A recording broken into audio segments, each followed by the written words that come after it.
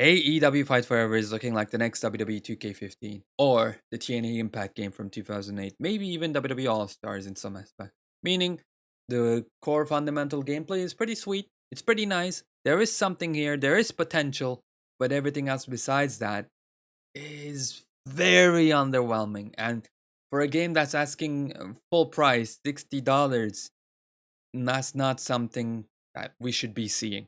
From what we knew, it was already very difficult to justify giving this game full price. I was already saying buy this at a discount. Well, um, after reading what Breakfast Decent 1917 had to say, he has said a lot because he has the game, he has access to the game, he's been playing it, no embargo, so he can talk about it too.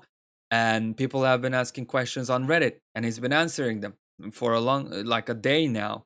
And people have asked about pretty much everything, from the most minute detail to Road to the Elite, which is, the most important game mode, the only game mode this game has. And the more we learn about everything, the more disappointing it gets. So, like I said, after going through this Reddit a little bit, this post, I 100% recommend you buy this game at a discount because it really doesn't deserve the full price. I'll be honest, because we're paying $60 for a proper video game that has content, right? But this game doesn't. Anyways, let me just show you, read to you some of the answers. So you have 100 creator wrestler slots, pretty nice, just like how Yuke's had it in WWE 2K19. It was also 100. The other matches are less restrictive. You can, grapple, do a sunset power bomb off of them, punch your opponent. You can also do the terrifying 360 ladder spin, and no scope everybody, right? That's fun. Breakfast says here, I just finished Road to Elite, or Road to the Elite. Didn't expect to either. It's extremely short. I'm hoping it all varies with whoever you choose. Very strange. I unlocked Brody and that's it. Had a handicap match, which isn't an option in exhibition. Simple question here. Why the fuck not? Now, the thing about Road to the Elite being short is they did model this after No Mercy. If you've ever played that game, you know how it worked there, the story mode. That was also pretty short, but you could play it over and over again with, a whole bunch of wrestlers. So we're seeing something similar here. This is something that we already knew. Now, Matty here raised a real important question. Did anything in Road to the Elite seem specific to the character you chose? No answer to this. Well, I guess I have to wait and see. But honestly, I imagine 90% of it will be the same. We'll just have some couple of different texts maybe. But if you get different storylines, completely different, outcomes, hey, sign me the hell up. And he does say similar stuff that I said in the beginning of the video. This is a fun game. It's just that this thread might, skew people into a negative light when it comes to this game. So I think this is also very important. So I'm gonna read it. Honestly, Road to Elite is where I had my expectation concerning it's the main game mode, and they kept mentioning how deep it is. I'll ask you a simple question. Is there any other game mode in AEW Fight Forever? Something akin to a general manager? Something akin to juniors mode? Well, the answer is freaking no. But we have freaking 30 mini games. Don't you love mini games? Don't you want to play AEW trivia that looks like a complete phone game, by the way? What's that? You want to have special referee? No, that's a stupid idea. What? You can market it super well too, slap 2K in the face with it, tell people hey, 2K has not been listening to you for years now, right? They have no special referee mode on. You've been on their game. You've been asking for that for 10 years, but we have. Guess what? We have it. We have it in our game at AEW Fight Forever. Come play.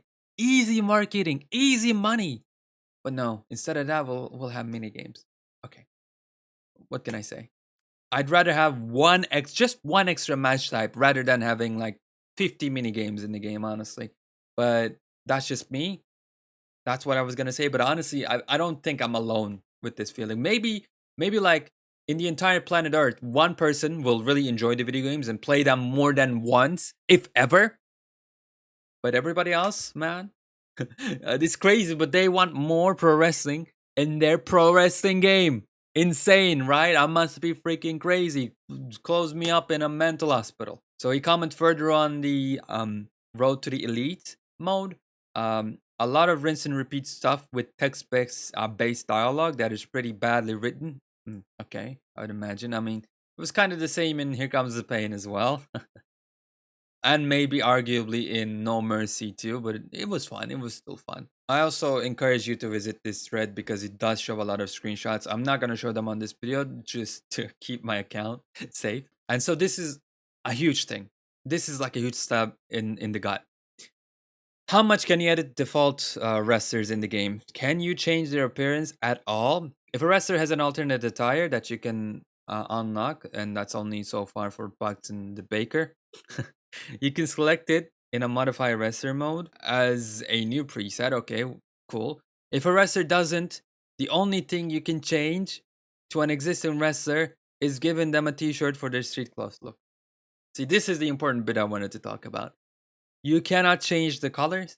You cannot give the current wrestlers new hair, new like beard. You cannot change anything, but you can give them a t-shirt. That's it. And for their street clothes too, not for their like wrestling attire. No, no, no, no, no, no, no. Like even in WWF No Mercy, a game that came out more than 20 years ago now, you could do more than this. At least do the bare minimum of matching that. But no. Now I'm not gonna go ham and destroy the game completely, to be honest, because these are stuff that can be added with a update when the game first comes out. Maybe they'll have like a day one patch or something like that, or patch it right beforehand so that we will have these features. But this, I doubt it. Number one, and it's kind of freaking depressing.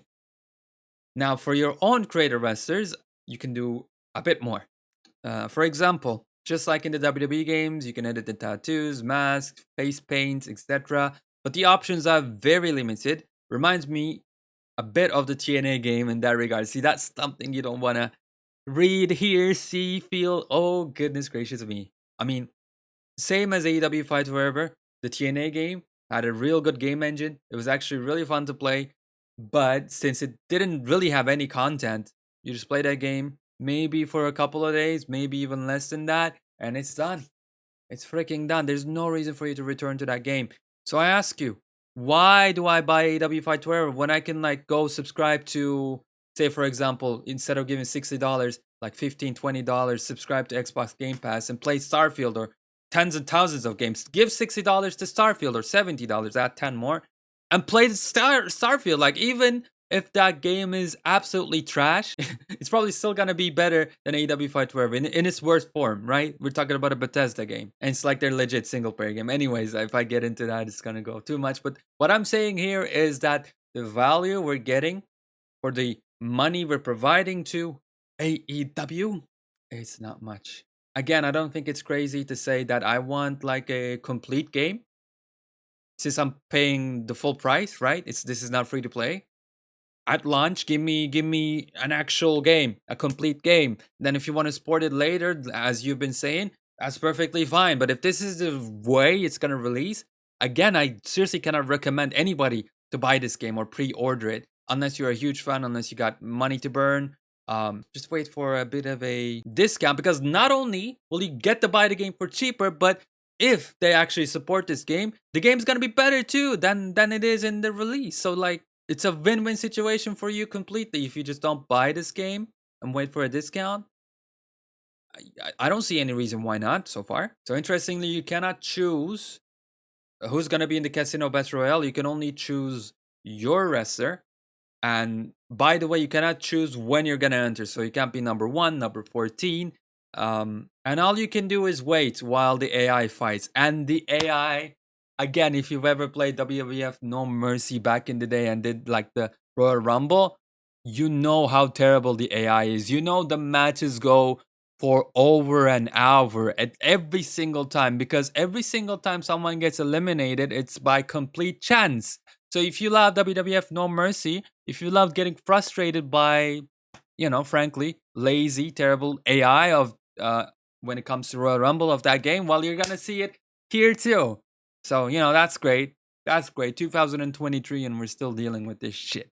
Again, these can be fixed with patches and stuff, but dude, fix it, before the game releases. And again, maybe that will happen. Maybe that will happen. So I'm not condemning the game completely, but I doubt it. It's like we got like what 10 days left. Of course, you do get to choose if you want to do like everyone for themselves or tag team battle royale. Here's the full roster. No name, like no new crazy name. Only interesting thing I see here is Cody is an unlockable, and besides that, like Brian Cage, we've seen very little of this guy. It's just a couple of screenshots, but other than that, we've pretty much seen like gameplay involving most of these people. Besides Miro and a couple of other names, Wardlow and Yuka too. But I think we've pretty much seen all their models. So Breakfast really enjoyed the lights out match, doing crazy stuff with his skateboard. Again, the fundamental gameplay looks pretty good. He also thinks that the mini games are a huge waste of time. Agreed, brother. Completely agreed. Interestingly enough, there is no CPU options for online play. I think that's the same in WWE 2K. Only if the player you're playing against gets disconnected, the AI takes over. It's probably the same thing here. The person also asked Breakfast about crossplay, but since no one else is online right now, it's kind of hard to provide an answer for this. And there are no sliders. We have easy, normal, hard, and elite, kind of taking me back to like SmackDown Here Comes the Pain. So even on elite mode, if you find the AI to be too easy, well, tough luck. So you cannot exit the ring in a barbed wire death match. And in fact, there is not actually all that much you can do in the match. Unless I'm missing something, of course. Says Breakfast. And I guess I'll end it on this. Are time limit draws possible in the game? And it's a no. And Sergio Nolan, well, he says, damn, that sucks. And I agree.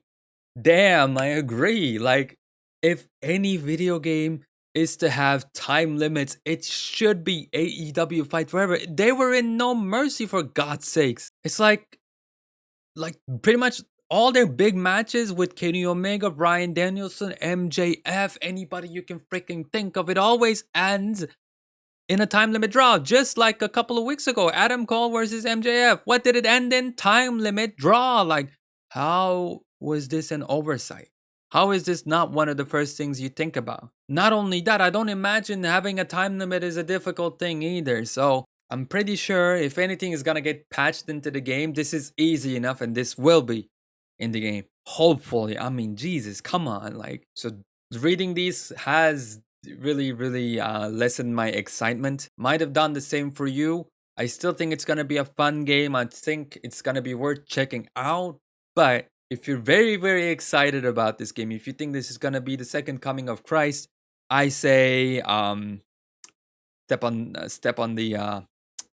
them brakes, okay? Because you really are setting yourself up for a disappointment. Know what to expect and act according to that, okay? Again, you can find the thread on Reddit. I'm sure it's gonna say even more stuff, but I've read enough, I know enough to be able to make a final judgment. And by the way, if you still want to play this game, pre-order, buy it, first day, that's your decision, that's your choice, and it's completely fine if you want to do that. But me personally, everything I've seen here just tells me, yeah, no, this is not great. I'll probably buy it day one too, just because I have a YouTube channel and want to create videos on it. But had that not been the case, I think the best option is to, again, wait until a discount, wait until the game gets updated a little bit, gets some shiny new features maybe, and then swoop in and, enjoy. However long you can enjoy it. With what's written here, it doesn't seem like it's not gonna be a long time. But anyways, let me know what you think about everything you've seen here, and I'll see you on the next one.